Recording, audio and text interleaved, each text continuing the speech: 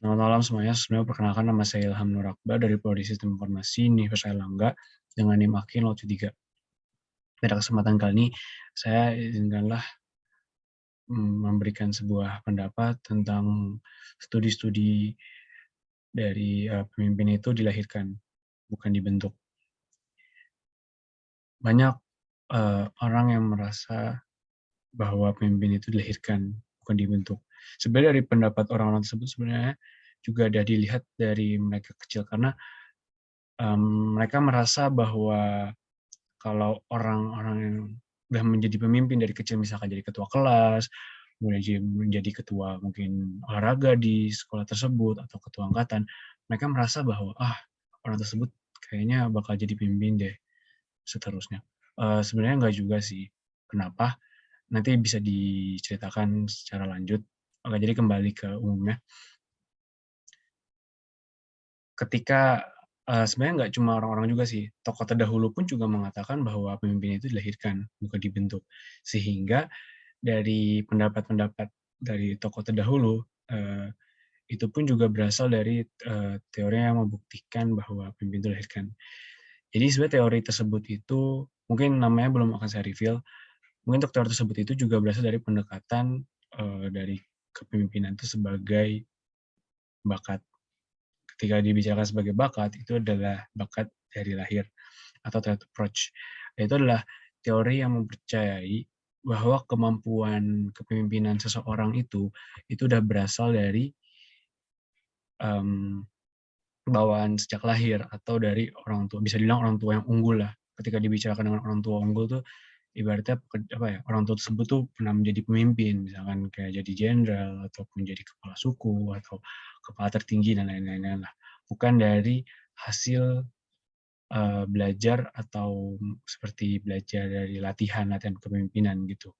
Nah, sebenarnya juga pandangan tersebut pun juga diambil dari beberapa teori seperti teori psikologis yang menurut salah satu tokoh Hans Jürgen Einzig yang mengatakan bahwa kepribadian merupakan kumpulan tingkah laku secara hierarkis yang bisa dibilang seperti turun-temurun lah.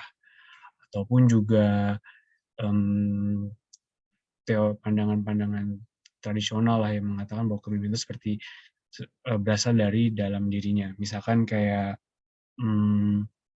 seorang raja lah yang ibaratnya mau memberikan sebuah tahtanya kepada anaknya. Nah, itu kan merupakan salah satu contohnya. Nah, kemudian ada lagi yang terakhir adalah teori genetik. Nah, di teori genetik ini saya lebih memfokuskan pada teori tersebut karena um, orang-orang tuh lebih berpandangan seperti itu. Karena teori genetik sendiri itu merupakan uh, bukti bahwa pemimpin itu tidak dibuat, tapi dilahir dari bakat-bakat alami yang bisa dibilang luar biasa sejak lahir. Bahkan Presiden Soekarno pernah mengatakan bahwa pemimpin itu dilahirkan, bukan dibentuk, bukan disiapkan atau diasah dengan latihan-latihan kepemimpinan yang keras. Nah, pada pendapat saya sendiri pun juga sebenarnya memang saya pun juga ada setuju ada tidak setujunya. Mungkin saya setuju karena kita berpikir secara logika aja. Ketika kita ketika salah satu anak tersebut lahir dari seorang pemimpin, maksudnya ayahnya atau ibunya mungkin adalah kepala suku atau kepala tertinggi dari instansi manapun atau dari pemerintahan apa manapun, pastinya kan sejak kecil itu orang tuanya pasti apa ya, bisa dibilang menurun keahlian dari orang tua itu ke anaknya. Makanya bisa dibilang anak tersebut sudah memiliki bakat kepemimpinan dari kecil. Saya pun percaya-percaya saja. Akan tetapi apakah itu berarti bahwa semua pemimpin itu berasal dari orang-orang yang apa, orang tua yang ibaratnya dari pemimpin? Enggak juga. Karena sebenarnya pemimpin itu juga eee, bisa bisa di apa ya bahasanya ya, bisa apa ya, pemimpin itu bisa kita raih atau mungkin bisa dilatih dengan ya diasah, kemudian disiapkan dengan latihan-latihan keras. Misalnya kayak mungkin kita juga bisa melihat, misalkan kayak kita punya teman nih dari kecil, misalkan anggap aja dari SD sampai SMA lah. Kita melihatnya kayak teman kita nih dari SD ini kita pendiam, terus kayak orangnya tuh malu-malu. Jadi kayak kita berpikiran bahwa, "Wah kayaknya nih ke depannya mungkin nggak jadi pemimpin nih, mungkin jadi pengikut aja nih." Ternyata tiba-tiba pas dia SMA dia jadi ketua OSIS, terus juga pas kuliah jadi ketua BEM, kemudian pas di tempat kerja dia menjadi CEO, kemudian jadi presiden. Nah itu membuktikan bahwa, eee, sebenarnya semua orang itu sebenarnya bisa menjadi pemimpin. Cuma mungkin, masih ada di dalam dirinya tuh dia merasa bahwa dia nggak mampu, dia tidak bisa mengayomi kayak semua kru-krunya, tidak bisa, apa ya ibaratnya ya, tidak bisa, membuktikan kepada temannya kalau dia cocok menjadi pemimpin.